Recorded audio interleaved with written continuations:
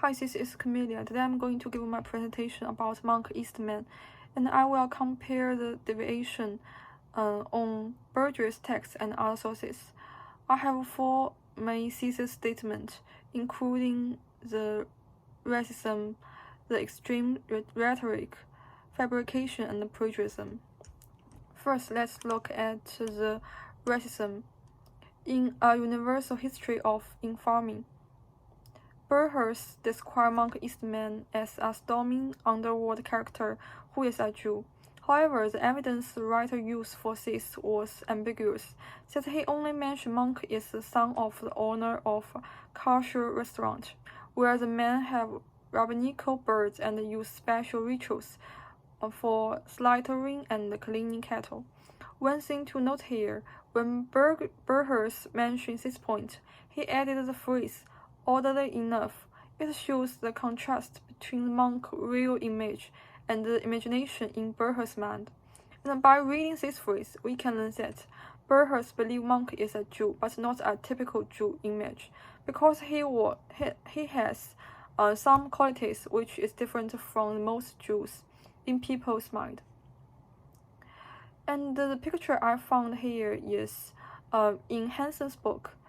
It depicted the environment the monk grew up in.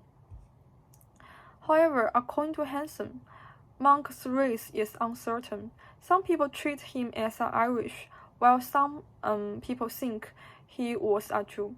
However, the author states that it was a trick Monk used to conceal his origin and the tracks, since there is an evidence shows his parents are American-born, who were born before Jews immigrated. While in primary source, Burgess used the gun of New York. The author of this book is Asbury. He mentioned the monk's family runs a Jewish restaurant, but he shied away to directly point out the monk's race, which seems like a purposeful misguide. In common belief, there are many stereotypes against Jewish people, superseding the critical judgment, like intelligent but inferior and docile and so on. In my opinion, Burgess used the example of Monk to help to break the stereotype of Jewish characteristics.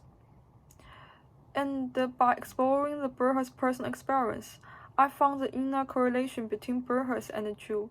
He has a great fascination with Jewish culture. From his poems, articles, he covers various aspects of Jewish culture and history, like his poem, Israel. He expressed his kinship to Jewish state, and he also explains that he thinks his passion for Jewish culture comes from his English grandma, because she is a reader of Bible. So Burgess grew up in a Biblic environment as well as a Jewish environment. And in the 19th century, a large number of Jewish immigrants from Central Europe came to America. As outsiders with a history of condemnation by Christianity and the science of race, they were often treated unfairly. Also, the anti-Semitism was raised, but Burgess clearly rejects such xenophobic nations, which has been revealed in his words. Although Burgess has no racism against Jewish nation, we can still find the racism reflected by society in his text. And the next point is about the extreme rhetoric, the hyperbole. Burgess described Monk as a costly man, which indicated that he was very strong and high, while according to Rockaway, he stood only 5 feet and 5 inches. He was never weighted more than 150 pounds. And Asbury also gave a similar idea. Thus, it refers to a rhetoric function of exaggeration. In addition, Burgess described Monk as a capital of an important word during the election. However, according to Freud, he and his mom only played a function of offering the vote, So the role of monk shouldn't be defined as any captain of a region. It was exaggerated, and the authenticity of important as well as his influence has not been proved.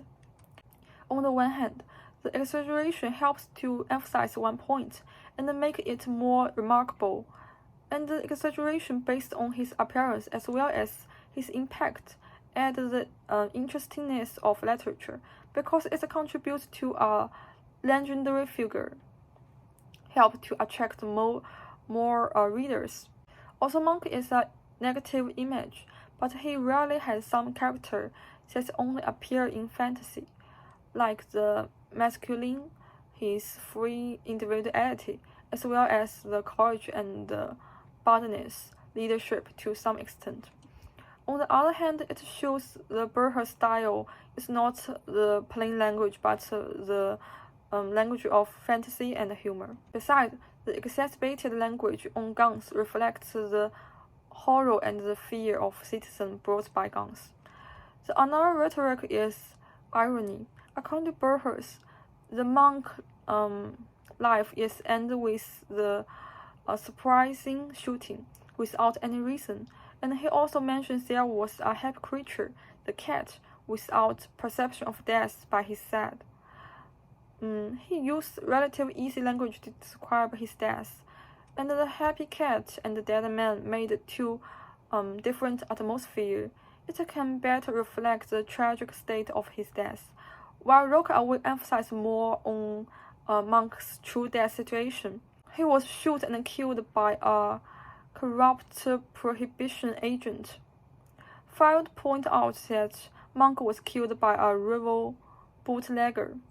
So these two writers give a more detailed description on his death, but Burhers only used dramatic way to write the throwaway ending of Monk. It is very curt and hasty. And about the fabrication, Burhers described Monk and his mob as hero in the Battle of Rivington Street. Hero is a positive and good word, but this battle is not a good or positive thing. Hansen and Asbury both define this war as bloody gun shootout, which caused a great injury and death. It reveals the conflict between two guns.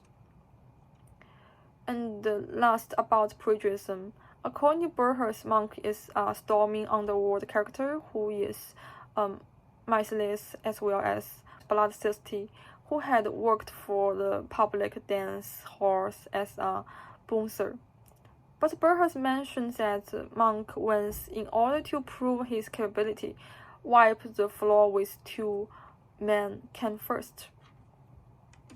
But Burhers used this idea begin with the story is told, without any mention of source in the end.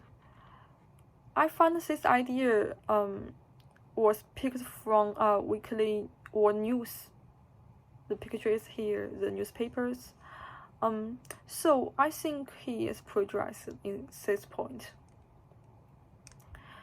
In conclusion, I compare the Burhers' work on Monk Eastman with other 6 sources, which may see this statement of his racism, extreme rhetoric, fabrication, plagiarism.